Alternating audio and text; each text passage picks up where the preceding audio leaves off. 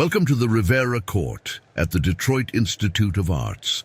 In this tour, we'll walk through this wonderful series of frescoes that were painted between 1932 and 1933 by the Mexican artist Diego Rivera. They are titled the Detroit Industry Murals.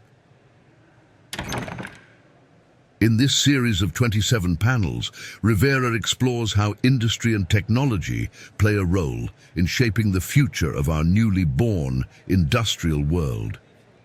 He asks the question, are we creating for constructive or destructive purposes? We'll look at each panel in detail and highlight several symbolic images and themes that illustrate Rivera's message. Let's start with the canvas. The room itself. Originally, this area of the museum was a garden court meant for contemplation, reflection, and meditation, or to have a quick break from your visit. It was here that Rivera was commissioned to paint the mural. The central fountain, pictured here, was removed in the 1980s, leaving the space as you see it today. The mural is created using a technique called fresco, which an artist applies mineral-based paints to layers of wet plaster, creating a permanent and vibrant image that can last for centuries. This technique was used in the Sistine Chapel and in many ancient cultures. Let's begin with a closer look of the east wall. These are the first images you encounter when entering the court. Rivera's plan for the entire mural was to follow a traditional church format where the eastern wall would house the cross and godly figures. To Rivera, the human race represented the gods or creators of industry and technology.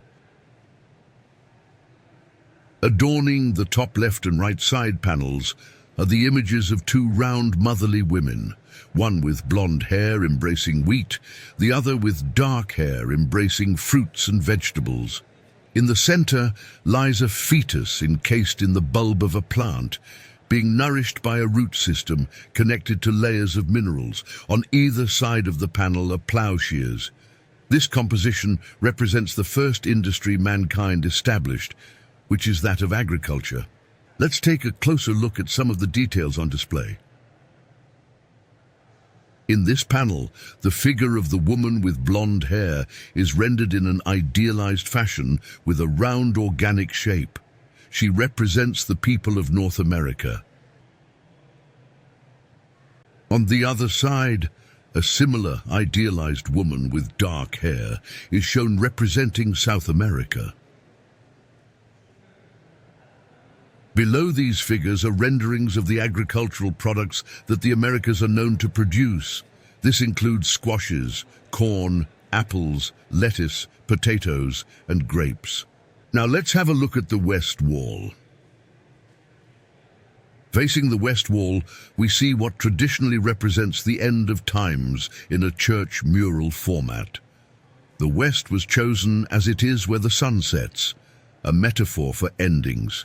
Here, Rivera shows what was known to him as the most advanced technology of the time, aviation and the mass industrial production of electricity. Let's have a closer look at the details of these panels. Starting in the middle, this panel done in a grisaille style, which is a painting technique that creates the illusion of a sculpture, tells the story of interdependence between North and South America. Brazilian workers on the right harvest rubber from trees and send it on great ships to dock workers on the left residing in the Detroit River Rouge plant. Connecting the two is a body of water showing a transition of man-made boats to swimming fish. In the middle ground, a large shipping vessel used to transport the rubber. In the background to the left, a view of the Detroit skyline as seen from Belle Isle. To the right, the jungles of Brazil. Framed in the middle is the image of a face split in two pieces. This face, representing life and death, is a recreation of the ancient Mexican Tlatilco mask, representing life and death. The star in the center represents hope that humanity will choose to use technology as a tool of life and not death. This theme of duality is explored in greater detail on the panel above, known as the aviation panel. On the left side of this composition is the Ford tri-motor airplane being prepared for civilian travel by a diligent mechanic. On the right-hand side are the same model of planes being outfitted for war. A pilot with a gas mask looks on in despair. On the far left-hand side, we see more workers maintaining and building a passenger aircraft. Below it, an image of a dove, the symbol of peace. On the far right, we see more gas masks wearing soldiers preparing for war, one of them even bearing a horn like a demon. Below them is an image of a predatory hawk, symbolizing the effects of war and conquest. These types of visual metaphors and symbolistic elements are present throughout the entire Mural series. We'll explore several more in the coming stops. As we make our way down to the west entrance, we are presented with a vertically split scene representing the industrial creation of electricity. The steam plant on the left and the electrical generator on the right. The central figures on each side represent the working class and management. Their scale and stature are equal to show that they are partners in this relationship. Let's take a closer look at the worker figure. Observe the worker's left-hand glove. Notice the red star upon it. Now look at his right hand. In it, he holds a hammer, both symbols of communism. These were hidden by Rivera, as he was known to follow Marxist philosophy. On the right sits the figure of management, sometimes referred to as the engineer. He is a composite portrait of Thomas Edison and Henry Ford, both legendary capitalists and engineers. In his hand, he holds a ruler, either representing the engineer's precision vocation or, as a manager, the desire for increased productivity. Behind him, the turbine shape is modified to represent a human ear, symbolic of the idea that management is always listening. Now let's turn our attention to the large murals on the north and south walls. Continuing the format of church murals, Rivera planned these layouts to feature the story of the creation of the automobile in two parts. The first, a focus on the conversion of raw materials into the car's parts and engine. The other, the story of the car's final assembly. Framing the top are more godly images of human figures, below more grisaille detailing the daily routine of the workers. Let's get a closer look at how the details of each wall complement each other, starting with the top of the north wall. In the center of this composition lies a volcano with several hands emerging from the sides holding onto minerals, a representation of the mining industry. Notice the posture of the hands is calm and relaxed, signifying that the labor is satisfying and fair. Turning our focus to the same area of the south wall, we see a similar shaped structure to a volcano, but it's a Mesoamerican pyramid, and the hands coming out of it are clenched, violent and distressed, a symbol of labor that is exploitive, inequitable and oppressive. Turning our attention back to the north wall, we can start to look at these reclining figures. In Rivera's culture at the time, people could be categorized into 4 races designated through their skin tone. Through this system, he establishes them as representatives of 4 essential minerals used in the production of steel.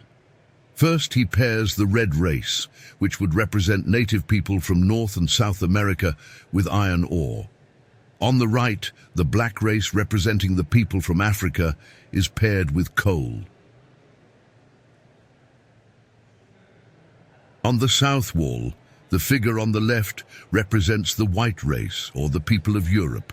They are associated with limestone. Finally, on the right, sits the yellow race, associated with people from Asia. They are paired with the minerals of quartz and sand. In this visual arrangement, Rivera is stating that through cooperation and contributions from all races, that a strong and resilient material like steel is manifested. This idea is punctuated on the main area of the North Mural, where we see many workers of different ages, sizes, and ethnicities working in concert on the factory floor. An image not very common or accepted due to the social and political climate of the time.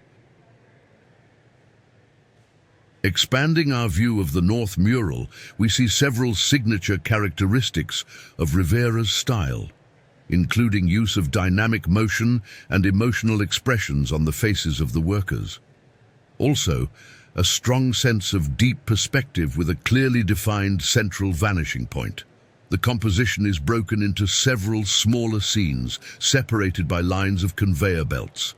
Each section explores a different department of the factory process, from the blast furnace being fed by the volcano above, to the various departments working on forging steel into the newly released V8 Ford engines, all illustrating the early stages of automobile production.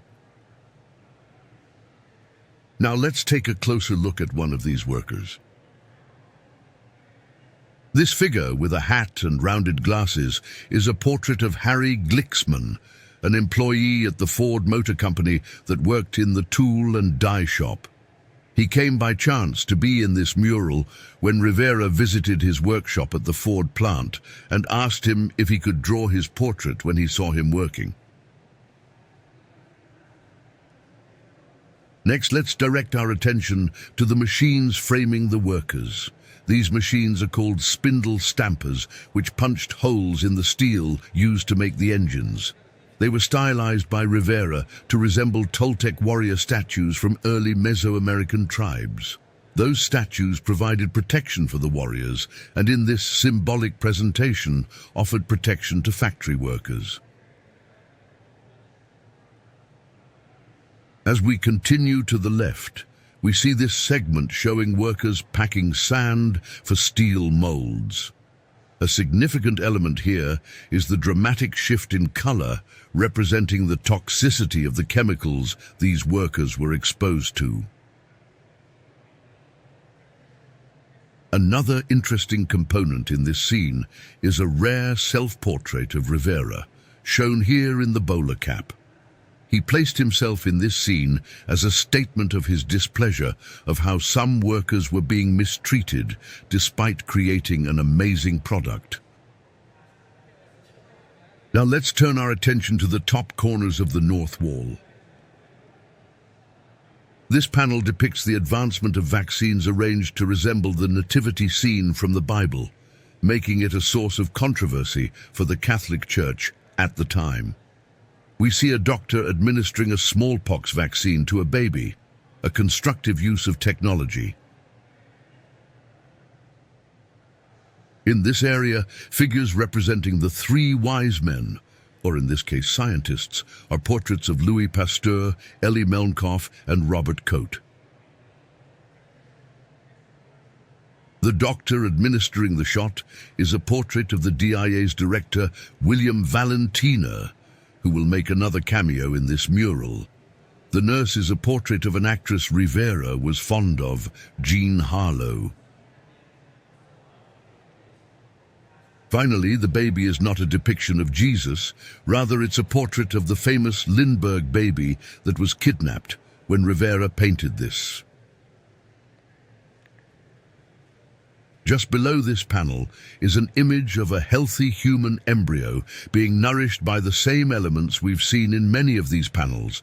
The elements are shielding the embryo from images of bacteria that Rivera created from medical books provided to him by Henry Ford Hospital, reinforcing the positive applications of technology.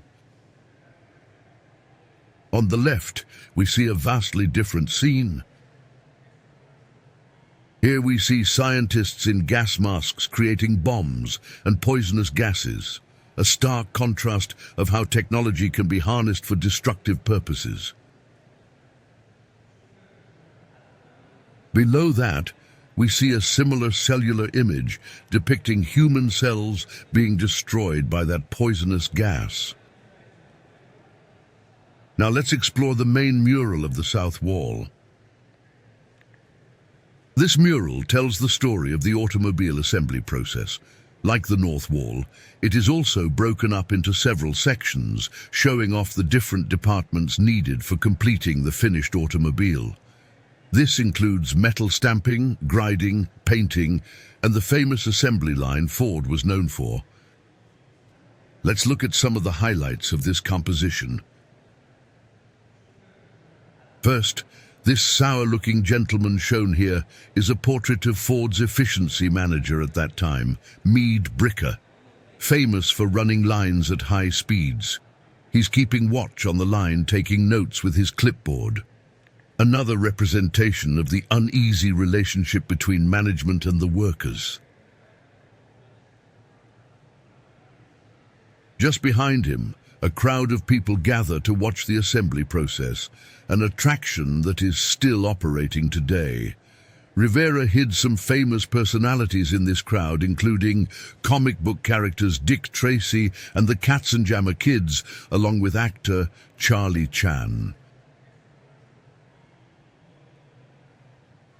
One of the main focal points of the mural is a stamping machine with a unique styling. Rivera created it to resemble the Aztec goddess of life and death, Quatliqué. This was a significant choice since this goddess required constant human sacrifice to remain content, an analogy for the countless injuries and loss this dangerous stamping machine caused for the workers who operated it. Pictured here is a worker with a unique hairstyle. It shows the effects of the stamping machine's strong bursts of air, blowing his hair straight up. Right next to him are two more noteworthy portraits. These two men are responsible for this mural's commission. The man in the grey suit looking at us is Edsel Ford, Henry's son and the financier of this project. Next to him is DIA's director, at the time Willem Valentina, his second cameo in this project. Moving up to the top right area of the composition is a small section dedicated to the women who worked in the factory. We see women sewing car interiors and testing spark plugs, tasks that weren't as important as others. Rivera used this as commentary on the inequality that women faced at the time. It wasn't until the Second World War that the efforts and abilities of women working in industry would be acknowledged. Now let's focus on the top left panel of the south wall. Here we see a scene depicting the industry of pharmaceuticals. It's based on a visit Rivera had to the Park Davis facility in Detroit. There, he met with a man named Homer Fritsch, an executive responsible for finances, whom Rivera rendered here hunched and focused on his ledger and adding machine, ignoring the beautiful women that surround him.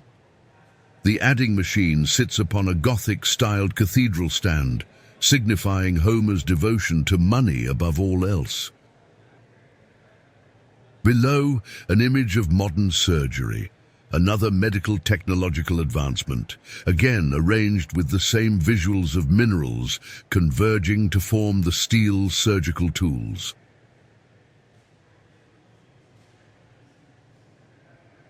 On the top right panel, we look at the chemical industry and additional symbols showing the creative and destructive forces at work. Glass, crystals and gases can be seen on the bottom panel, both playing with the idea of rigid structures and swirling fluids. Completing the mural's presentation are a series of grisaille panels creating a predella, the final component of the traditional church mural structure. In these panels, Rivera depicts the various events a worker encounters during a typical day at the factory. Starting on the north wall, we see the first panel showing workers assembling to punch in for the day, making their way to the smelting pots. The next panel shows the pouring of molten steel into molds.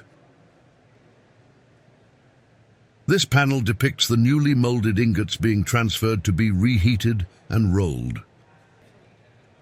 In the next scene, the ingots are rolled into bars.